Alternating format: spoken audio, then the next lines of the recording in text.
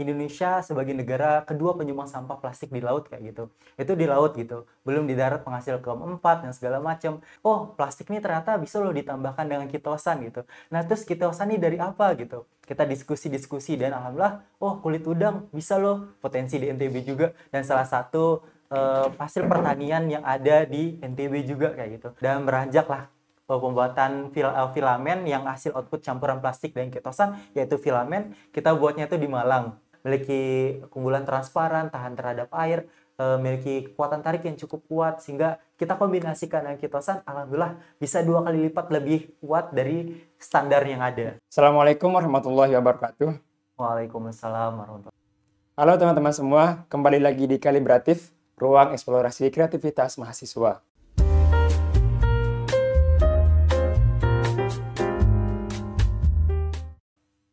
Di episode kali ini, kita diberi kesempatan untuk mewawancara salah satu mahasiswa paling berprestasi di UNRAM. Beliau ini alumni PIMNAS 36, jadi beliau ini ketua dari salah satu tim yang lolos ke PIMNAS 36, cabang riset eksakta. Dan risetnya ini sangat luar biasa karena menjawab tantangan dari salah satu masalah yang besar yang dialami dunia saat ini, yaitu permasalahan sampah plastik. Dan risetnya ini juga digabungkan dengan teknologi printer 3D, jadi ini akan sangat menarik. Selebihnya kita akan tanyakan kepada Mas Imam Azami. Siap. Jadi manggilnya Mas Rizky sekarang? Iya, gimana aja, panggil kayak biasa aja. Mas Azami ini alumni Teknik Mesin Fakultas Teknik Universitas Mataram. Baru sudah tahun ini ya? Alhamdulillah. Alhamdulillah. Beliau ini juga sedang merencanakan S2, kita doakan semoga semua lancar. Amin. Kita langsung saja, Mi ya, saya biasa aja panggil. Langsung aja Mi, gimana bisa dijelaskan ke pemirsa kita ini, apa sih programnya ini? Program riset eksakta yang diajukan ke PKM sampai lolos PIMNAS 36. Oke, lihat ke sini.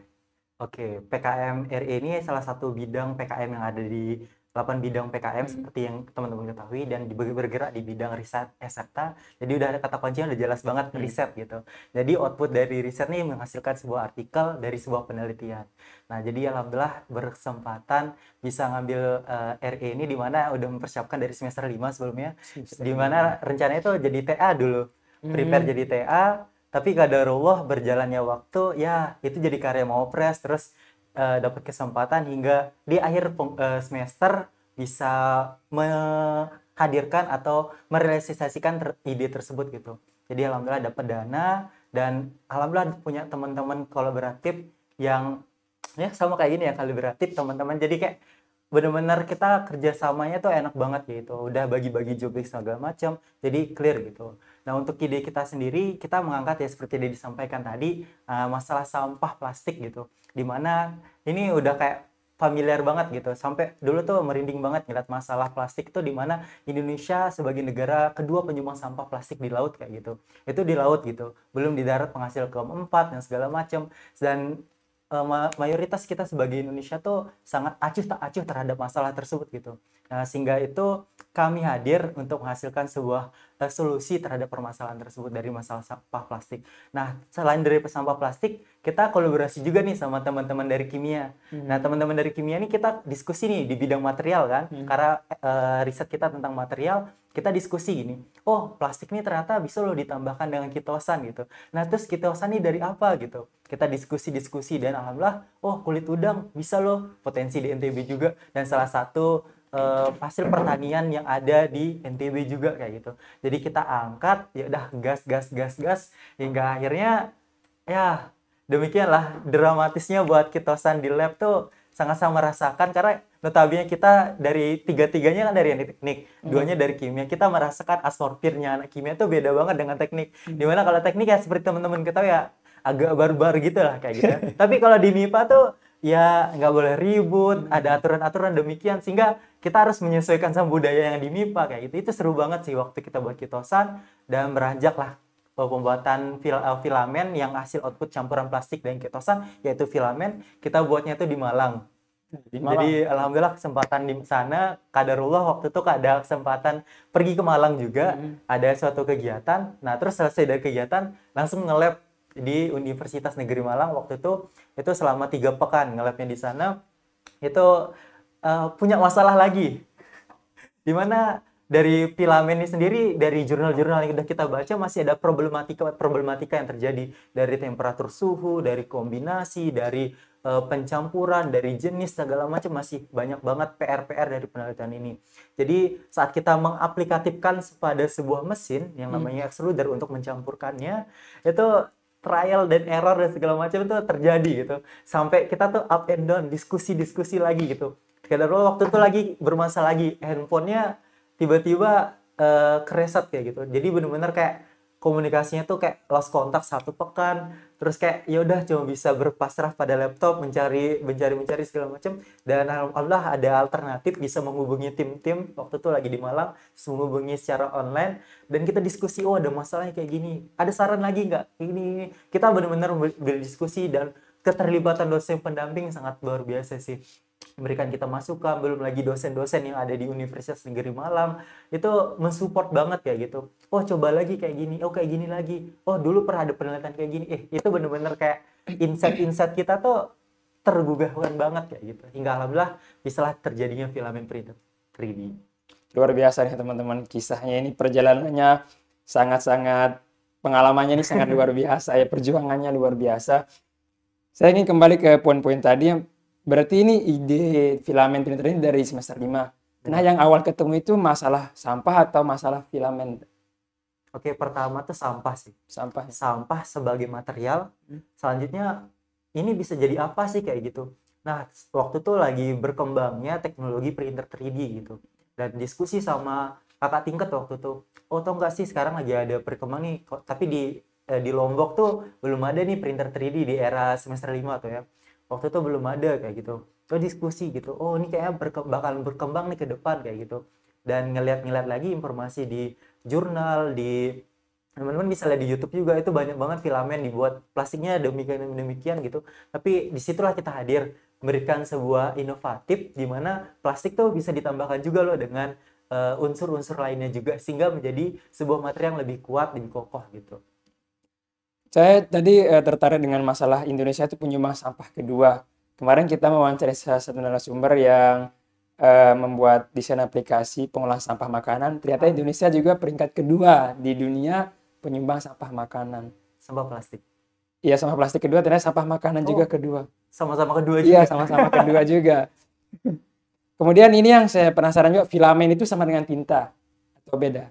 Kan kalau printer 2D tinta. Tapi dalam aplikatif pada printer 3D dia bentuk seperti roll kabel. Nah, nanti dia sistem kerjanya tuh kayak lem tembak. Mau dia dicairkan gitu ya? Iya, jadi lem tembaknya tuh tintanya kan masuk kayak tinta bening yang pada tinta tembak. Itu, nah itu akan dilelehkan, akan membentuk suatu bentukan dari desain pada komputer yang diset langsung pada printer 3D. Jadi bisa disebut juga kan tinta printer 3D. Benar. Tapi lebih benarnya itu filamen gitu. Ya, sebutannya dari tinta printer 3D itu filamen. Oh ya. Berarti kalau sananya ada yang bilang tinta printer 3D nih, itu nggak salah tapi? Nggak salah. Nggak salah. Oke. Kemudian ini juga tadi kitosan. Kalau saya dengar kitosan tuh mirip kayak nama snack gitu. Ya kan, ada dulu Citos ya. Aduh, itu cerita tentang kitosan tuh lucu juga. Dimana kan kita 3 bulan awal penelitian riset tuh buatnya udang itu diolah-olah, terus itu prosesnya panjang banget kitosan. Dimana kita dulu rencananya 1,5 bulan, tapi kadarullah keadaan lapangan, dari 1,5 bulan hasilnya cuma sekian, sedangkan kita butuh banyak banget. Jadi harus nambah waktu kayak gitu. Jadi dalam 3 bulan awal itu kita buatnya kitosan, terus orang-orang berpikir, buat tinta printernya dari udang kayak gitu. Salah kayak gitu. Jadi mungkin di sini bisa konfirmasi juga dan klarifikasi biar tidak salah teman-temannya. Jadi bahan utama dalam filamen itu adalah plastik. Itu ada 3 komposisi di mana 90% lebih itu adalah plastik dan sisanya sekian persen, maksimal 5% yaitu komposisi masing-masing 3 formula itu ada kitosannya gitu. Jadi jangan salah tangkap udangnya yang jadi filamen. Itu ada tapi sedikit kayak gitu. Udangnya tadi penambah apanya ke plastik ini? Oke, berdasarkan jurnal dari Agustin dan kawan-kawan pada tahun 2016 mengungkapkan ini presentatif banget ya. Ya, di mana mengungkapkan penambahan kitosan pada plastik dalam pembuatan filamen itu dapat meningkatkan kekuatan serap air, meningkatkan penyerapan air tadi, mengurangi sifat kelembapan, dan banyak sekali kelebihan-kelebihan yang lainnya terhadap filamen gitu. Jadi di situ ada penambahan kekuatan serat, yaitu secara strukturalnya itu sangat baik gitu. Kalau tadi kitosan itu dari udang, bagian mananya udang itu? Cangkangnya. Oh, Ya, cangkangnya. jadi kitosan itu sebenarnya bisa dari berbagai cangkang untuk hewan seperti kepiting, lobster dan berbagai macam. Berarti cangkangnya itu diapain nanti? Nah, itu prosesnya panjang Panjang banget. ya. Ada dekolorisasi. Itu panjang banget dah tuh. Proses kimiawi lah ya. Iya, kimianya tuh bener-bener kayak itu belajar banget gitu sama teman-teman kimia. Oh, ini prosesnya pertama di di blender, dikeringkan dulu, terus di blender, terus diayak, baru proses pencampuran bahan-bahan kimianya tuh itu banyak banget sih. Kita benar-benar kayak harus pakai masker, sarung tangan. Nah, aturan-aturan demikian lah yang harus kita sesuaikan. Iya, Itu iya. segala macam lah dramanya. Kalau dari sekian kilo udang itu jadi berapa kitosan tuh ada nggak perbandingannya? Ada. Waktu itu kita 800 gram kulit udang kering yang kita olah. Kulitnya doang Kulitnya berarti? doang. Itu kurang lebih 800 gram itu ada 3 karung. 3 karung. 3 karung kulit udang kering. Oh Yang ya. kita kumpulkan dari berbagai tempat. Itu 800-an gram itu menghasilkan 60-an gram. Jadi cuma 60 gram, dari 800 jadi 60 gram. Oh, berapa? Perbandingannya sangat drastis Sangat banget. jauh ya. Sangat jauh. Berarti setelah diproses itu, berarti kandungan kitosan dari kulit udang ini sebenarnya sedikit ya. Ada nggak alternatif sekiranya mungkin yang susah didapati tapi kandungan kitosannya itu lebih tinggi dari udang? Ada juga sih dengan penambah, ada kepiting jenisnya tadi, kepiting, ada lobster kayak gitu. Nah, tapi kita kembali lagi berdasarkan kesepakatan tim dan beberapa artikel jurnal gitu, di mana mengungkapkan kalau penambahan dengan udang tuh lebih cocok untuk mengurangi penyerapan air gitu. Nah, itu kita pakai udang kayak gitu. Belum lagi potensi yang ada di DNTB. NTB kayak gitu. Memang kalau seandainya kita pakai yang lain walaupun dia lebih banyak kitosan tapi nggak banyak di NTB kan juga kurang ya nilai di penelitiannya. Kemudian ini banyak yang saya ingin tanyakan juga ini. Awalnya itu gimana bisa penelitian ke Universitas Negeri Malang, kan kalau ke Malang itu kan ada lomba lain juga waktu itu kan. Ya, alhamdulillah. Nah, terus bisa ke UM itu untuk penelitian gimana? Apakah ngajuin proposal izin gimana? Oke, awalnya kita udah punya banyak banget plan, di mana kadarullah lagi, di mana udah menghubungi pada periode yang kita ingin tuju, berhalangan lah di beberapa universitas yang kita tuju.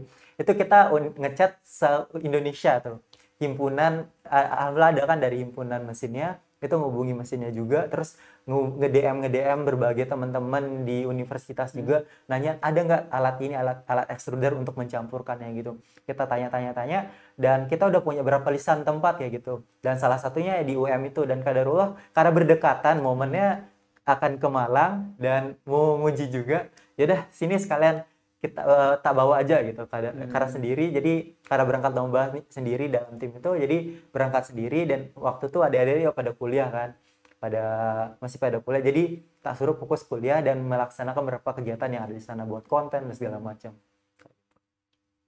Keren nih, berarti sebelumnya udah berapa univ ya. Kemudian via himpunan, berarti ini pentingnya juga kita punya relasi keuniversitasan, himpunan. Buat adik-adik yang belum masuk kuliah, besok kalau masuk kuliah masuk himpunannya ya.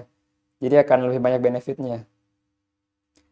Berarti ke Malang itu sendiri ya, dari tim PKM ini sendiri. Sendiri, oh. Karena memang waktu itu kebetulan ikut lomba ke sana juga ya. Itu kalau dari segi biaya berarti tanggung sendiri ya? Tanggung sendiri. Soalnya kalau pakai dana PKM kan nggak boleh. Nggak boleh ya. Karena dari tiket pesawat, kehidupan sana nggak boleh kan, harus dalam kota. Dalam aturan panduan tuh kan jelas banget. Jadi di sana pakai biaya sendiri segala macam. Jadi ya udah merantau jadinya di sana. Berapa lombanya sama stay di sana buat melakukan penelitian itu berapa lama? Kalau lombanya cuman 3 hari, cuman 4 hari waktu itu di hotel, langsung kembali harus menebeng di kos teman. Alhamdulillah, karena itu pentingnya lagi punya relasi dan teman-teman di berbagai kampus di Indonesia. Jadi saat kita ada di universitas tertentu, wah ada teman ini gitu, terus kita ada kepentingan, boleh nginep nggak di sana gitu. Ya itu drama banget lah gitu. Perjuangannya luar biasa ini. Alhamdulillah. Di semua titik itu alhamdulillah terbantu ya dengan adanya relasi.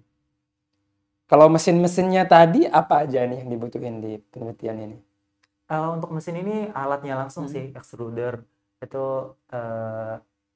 untuk mengolah atau mencampurkan antara plastik dan kitosan. Jadi di sana ada proses penlelehan dan peleburan dan pencampuran sehingga ada proses pendorongan plastik yang udah leleh itu pada mesin sehingga ada bentuk seperti kabel atau seperti silinder yang keluar pada mesin gitu. Kayak benang layang ya? Iya, udah ada lubangnya jadi kayak langsung keluar dalam lubangnya kayak gitu.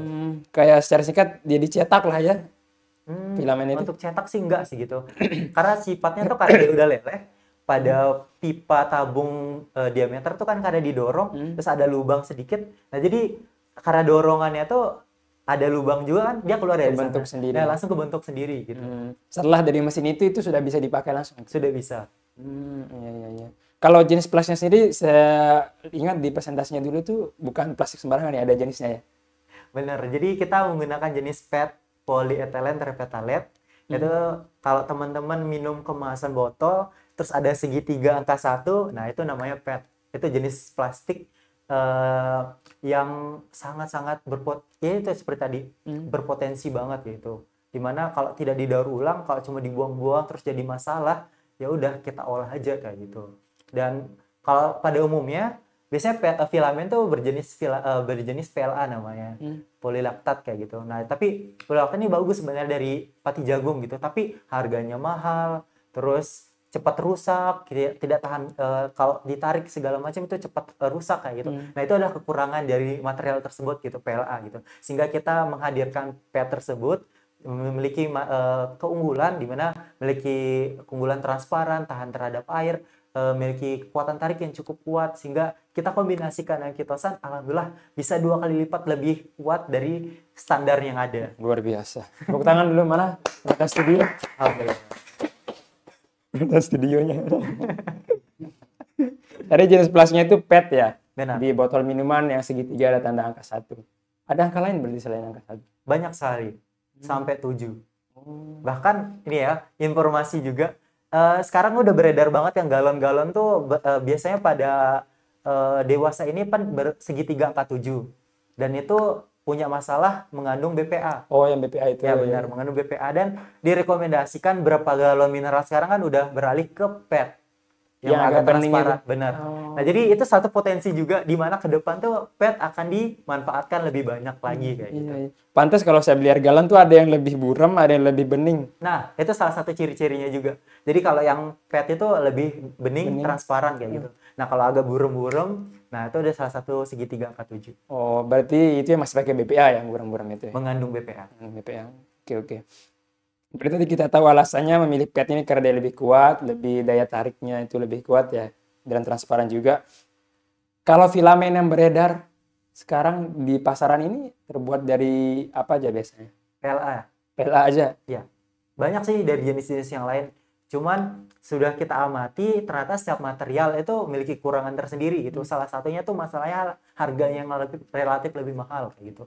Nah, dari potensi ke depan kan filamen printer sendiri akan berkembang gitu. Sedangkan kalau tintanya mahal mengikuti juga gitu arus pada masyarakat atau turunan pada masyarakat tuh nilai jualnya akan lebih mahal juga ya gitu. Nah, kita bagaimana menghadirkan teknologi ini bisa diterapkan atau diterima karena manfaat dari printer 3D ini beragam banget gitu. Di bidang teknik kita sebagai anak teknik bisa buat miniatur, prototipe, maket dan berbagai macam gitu. Dalam kedokteran kita bisa buat tangan palsu, kaki palsu, gigi palsu dan segala macam kayak gitu. Begitu pula di bidang-bidang yang lain kayak gitu. Jadi sangat-sangat aplikatif kayak gitu. Benar-benar. Saya tonton juga beberapa kali itu bahkan bisa dipakai di hewan. Misalnya hewan yang kehilangan kaki dibuatin prosthetic leg, prosthetic arm. Itu memang printer 3D. Oh, kalau ke medis seandainya dia bersentuhan langsung dengan kulit nggak ada bahaya. Misalnya kalau prosthetic arm. Dari beberapa jurnal terbaca itu ada beberapa yang pro dan kontra gitu. Jadi mungkin itu bisa jadi salah satu penelitian ya di adik-adik kalau tertarik gitu. Wah, bagaimana nih antara PET dengan bersentuhan dengan kulit manusia, apakah baik atau tidak gitu. Nah, ini pro kontra banget dari beberapa jurnal kita baca tuh ada yang mengiyakan, ada yang tidak gitu. Sehingga butuh banget penelitian lebih lanjut apakah ini bagaimana gitu di bidang medisnya kayak gitu. Itu sih harapan juga ada kolaboratif gitu sama teman-teman dari medis atau di bidang kesehatan lainnya. Ya, itulah di kolaboratifnya sering memang muncul ide-ide begini ya dari diskusi ya. Benar. Ya, jadi peluang penelitian selanjutnya. Nah, jadi bagaimana Ki? Promosinya jangan lupa. Jangan lupa tonton selalu kolaboratif. Turn on the light, turn on your creativity. Itu teman-teman. Kalau tadi berarti solusi riset ini harganya jadi lebih murah juga ya. Selain kekuatannya juga harganya itu bisa lebih rendah dari yang berada di pasaran. Benar. Soalnya seiring semakin banyak produk, harganya akan semakin turun.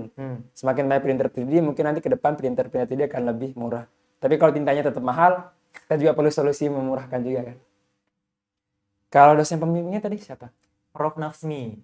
Beliau dosen pada Prodi Tiang. Nah, alhamdulillah udah langganan sebagai dosen pembimbing. Oh. Jadi sama beliau tuh udah Bu, bagaimana Ibu? Kayak gini segala macam. Beliau sangat-sangat luar biasa membimbing dan segala macam dan mengarahkan. Kalau hambatan terbesar penelitian ini apa? Hambatan apa ya? Ya, staff kita pasti punya hambatan tersendiri ya. Pertama tuh gimana waktu ke Malang, gimana trial gagalnya tuh banyak banget waktu kita nyoba trial dan gagalnya tuh banyak banget. Itu pernah ada yang penelitian di serupa di Universitas Negeri Malang tapi jenis yang berbeda. Itu jenis PLA jenisnya. Mereka untuk menemu sampai jadi filamen tuh butuh waktu 8 bulan. 8 bulan. Terus waktu itu lagi di sana kan, belum lagi sendiri gitu. Belum lagi ada masalah HP kayak gitu. Drama lah waktu itu di sana. Nah, tiba-tiba kayak aduh, ini nggak bisa sehingga akhirnya mencoba bagaimana segala macam alternatif sampai waktu itu tangan sampai berdarah gara-gara ngegunting plastik sekian banyak gara-gara harus ngejar target kayak gitu. Karena harus cepat juga untuk pulangnya, cepat juga untuk sasaran target itu. Nah, jadi harus ngejar-ngejar sampai begadang tuh gunting-gunting plastik biar cepet tuh pada proses, ada penambahan proses baru lagi, ada pengopenan plastik dan segala macam ya, hal-hal teknis lah gitu waktu di sana yang harus ditambah biar lebih kuat lagi waktu ke mesin extrudernya kayak gitu. Nah, itu salah satunya. Nah, terus apa lagi ya? Apa lagi ya kalau kendala? Ya udah lupa ya, gara-gara udah berapa bulan yang lalu. Kalau kendala dari sebagai ketua tim ya, manage anggotanya. Tim. Ya kadang ya sering ngomelin anggota gitu. Kan soalnya kalau saya tipe orangnya udah planning, udah prepare, udah bagi job segala macam. Nah, jadi saat ada ini yang tidak maksimal, oh ini bagaimana gitu, ini udah dikasih target sekian kok belum dilaksanakan, ini bagaimana, ini segala macam. Jadi sering banget ngevaluasi gitu ya Allah. Itu mohon maaf jika ada salah kata dan apa, kalian luar biasa sehingga kita bisa sampai bareng-bareng ke Pimnas gitu. Nah, itu salah satu apa ya, seperti perjalanan kayak gitu, ada up and down dan segala macam, dan bagaimana menginspirasikan anggota tuh ayo dong kayak gitu. Memang tantangan ya. Memang kadang kita jadi ketua tim itu memang harus agak tegas juga ya supaya kesalahannya itu yang awalnya kecil nggak menjadi besar. Ya, seperti Rizky rasakan lah dulu bagaimana kan. Iya, benar. Perjuangan menjadi ketua tim itu memang ada manisnya tersendiri ya, pengalamannya itu. Kalau dari sisi ini, sebelum melakukan penelitian ini, setelah penelitian, apa pengetahuan yang rasanya wow banget yang didapatkan? Wow bangetnya tuh waktu udah ke Pimnas. Ke Pimnas tuh cakrawala pemahaman tentang dunia riset tuh makin luas banget. Karena di sana ketemu banget satu room itu, alhamdulillah masuk room PKM RE1. Nah. Itu roomnya tuh dari universitas besar semuanya. Jawa dan Sulawesi ya, yang besar-besar semuanya. Dan benar-benar kayak mereka tuh udah penelitiannya tuh udah di Scopus dari Q1 sampai Q4, terus tentang judul penelitian mereka. Wah, itu keren-keren banget sih gitu. Jadi kayak wawasan tuh terbuka banget dari cara mereka presentasi, tanya jawab. Itu banyak banget insight-insight dan tertarik banget saat mereka bisa berhasil gitu men-publish jurnalnya pada Scopus gitu. Jadi kayak fighting banget untuk jadi target bisa ke Scopus juga gitu. Mereka bisa, kita juga pasti bisa ya, gitu. Kita juga pasti bisa. Scopus berarti setara ini ya.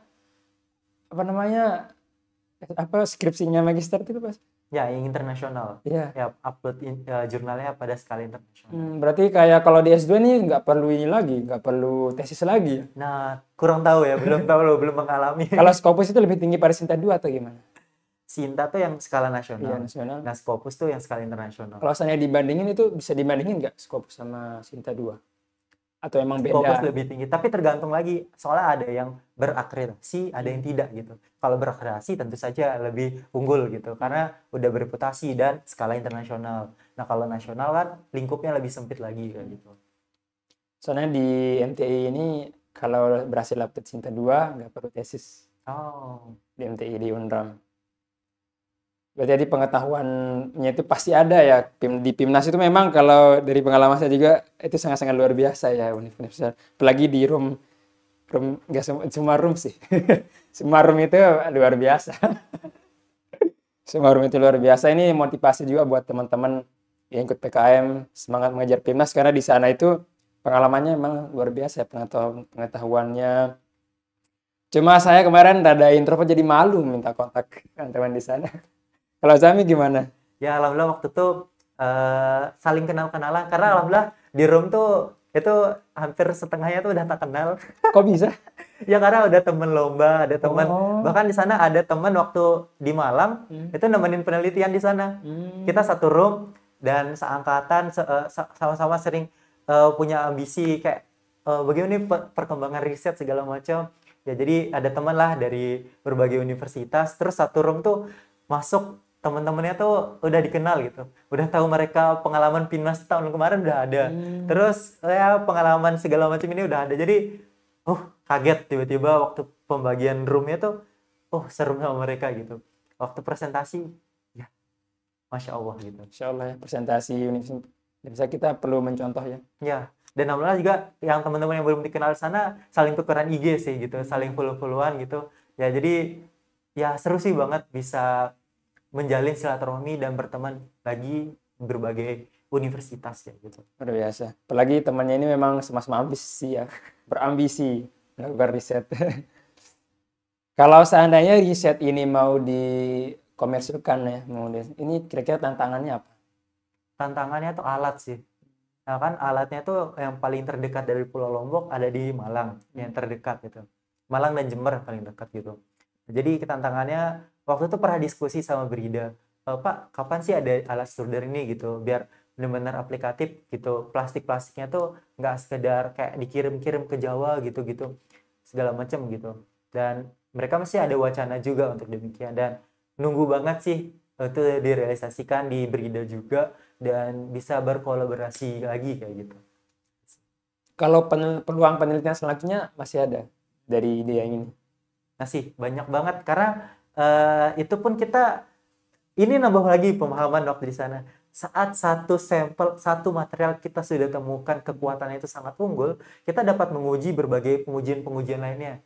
Uji terhadap degraditas, uji terhadap pada kulit manusia itu bagaimana, terus masa waktunya berapa lama, itu banyak banget penelitian-penelitian yang lainnya lagi. Belum lagi pemilihan warna, karena tadi kan dia transparan, pemilihan warna segala macam itu masih banyak, panjang banget kayak gitu. Jadi itu nambah wawasan lagi kayak gitu, bahwa penelitian tuh nggak bisa sakmat satu selesai kayak gitu, bahwa ada penelitian turunan-turunan lainnya hingga menjadi clear loh kayak gitu. Ini bisa dipeluang buat teman-teman yang ikut PKM Ya. riset juga berarti ya. Ya. Kalau ingin menghubungi ke Azaminya silahkan. Ini dia nanti kita lampirkan. IG-nya di bawah. Yang di bawah. Ya mau tanya-tanya tentang riset ide ini ya, filamen penetratif dari plastik PET dan sitosan kulit udang. Mungkin pertanyaan dari sisi ilmunya ini sudah cukup. Oh ya ini juga. Berarti di Malang cari plastik. Iya. Ya karena waktu tuh karena trial dan errornya banyak banget, jadi plastiknya habis, hampir mau habis, dan butuh lagi plastik kan, dan mau nggak mau ya alhamdulillah ada adik-adik yang PMM di sana, di asramanya tuh tak ambil semua botol-botolnya, Nah terus waktu itu alhamdulillah sama temen yang dari Malang juga yang satu ruang Pimnas, kita dianterin, kita pergi ke TPA yang ada di Kabupaten Malang. Itu kurang lebih itu 2 jam deh perjalanan ke sana. Itu sekalian jalan-jalan juga, dan itu sampai ngelewatin kabupaten lain juga, ke Jombang juga. Itu jadi ya jalan-jalan gitu ke sana, ambil plastik 2 kresek besar, terus disortir lagi kayak gitu, karena ya harus dicek kan, harus sesuai PET ya kayak gitu. Itu disortir dan ya demikian digunting dan segala. Oh, tadi diguntingnya gimana? Guntingnya manual karena biasanya kan kita pakai alat sebenarnya. Karena dapat plastiknya baru lagi di Malang, jadi harus dipotong lebih kecil sebelum masuk oven. Oh, berarti potongnya itu sekedar dikecilkan aja, nggak Iya. ada bentuk tertentu. Ya. Soalnya kan harus di blender baru ke oven kan. Nah, kalau ke blendernya tuh ukurannya masih besar, ngeblendernya lama. Nah, sedangkan kan kita harus mengefisiensi waktu, bagaimana cepet nih dalam tempo waktu yang sesingkat-singkatnya Ya, seperti proklamasi. harus selesai gitu. Iya. Nah, jadi mau nggak mau inisiatif motong, ya itulah dramanya gitu. Tapi alhamdulillah bekasnya udah hilang gitu. Terbayar lah ya darah itu ke Bolas Pimnas. Oke. Kalau ini tadi ada sebelum wawancara ini salah satu tim pengen nanya, seandainya dikasih pilihan mau juara Gamasik atau juara Pimnas, memilih mana? Aduh, pertanyaannya menjebak. Oke, saya memilih dua-duanya. Kenapa? Karena dua-duanya merupakan ajang dari Puspresnas. Oh ya, sama-sama bergengsi ya untuk Sama-sama mahasiswa. bergengsi. Itu Hanifah jawabannya. Aduh, Nanti di off cam. Kalau ini, quote atau moto favorit dalam menjalani kehidupan terutama perkuliahan? oke. Itu di era maba sangat-sangat terinspirasi dan terpesona dengan kata-kata cutting, di mana mengatakan, saya tidak mengutip atau menyampaikan nama pemberi quotes-nya ya, karena sensitif. Anak muda yang minim pengalaman, karena itu ia tertawarkan masa lalu, anak muda menawarkan masa depan. Boleh, tepuk tangan dulu. Ya, jadi quotes tersebut menjadi sebuah semangat di mana kalau kita tuh salah atau jatuh atau masih keliru itu nggak apa-apa, karena itu prosesnya kita untuk belajar gitu. Karena kita adalah pemilik masa depan yang mempersiapkan dengan perjuangan demikian kayak gitu. Luar biasa quote-nya teman-teman. Memang rata-rata ya narasumber yang kita hadirkan ini semua pasti ada yang menyebutkan kegagalan. Hambatannya itu selalu membentuk, karena memang proses itu yang membentuk kita ya. Benar banget. Kegagalan itu adalah bagian dari pertumbuhan. Oke. Mungkin sekian ya, atau ada ini yang terakhir, apa saran bagi adik-adik yang mengikut PKM? Oke, saran. Persiapan untuk Pimnas ke-37 ya, Masya Allah. 35, 36, adik-adik dan ke-37 selanjutnya. Jadi pertama, ini harus mempersiapkan PKM dulu kan gitu. Jadi dari sekarang tuh udah mulai lah gitu, cari idenya, mau idenya apa kayak gitu.